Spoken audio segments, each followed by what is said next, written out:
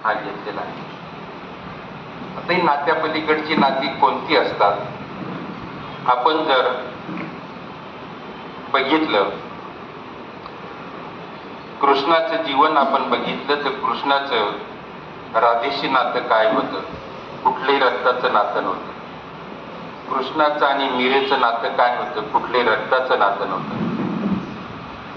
त्या वृषभानूची जी मुलगी आणि राजाच्या गोपाची सहचरिणी राधा ही कृष्णाची प्राणप्रिय सखी झाली। म्हणजे कृष्णाच्या राधेच्या भाव जीवनामध्ये कृष्णाने खूप मोठी जागा तिची व्यापून टाकली। त्या कालीन समकालीन समाजाने त्या नात्याला मान्यता पण दिली आणि त्याच्यानंतर समाजाने त्या नात्याला वंदन पण केलं। म्हणजे हे जे नातं जे काही होतं कृष्णेचं आणि राधेचं, हे नातं कशा पद्धतीने होतं?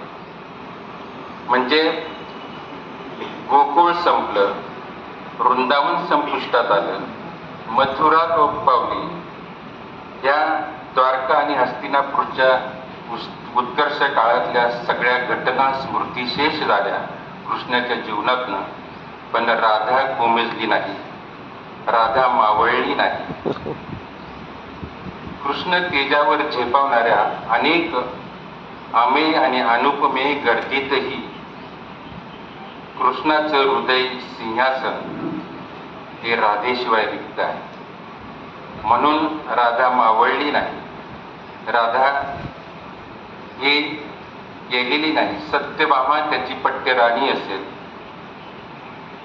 आणि परंतु द्वारकेचं साम्राज्याचं स्वामित्व सत्यभामाला मिळवता आलं नाही, रुक्मिणीला मिळवता आलं नाही।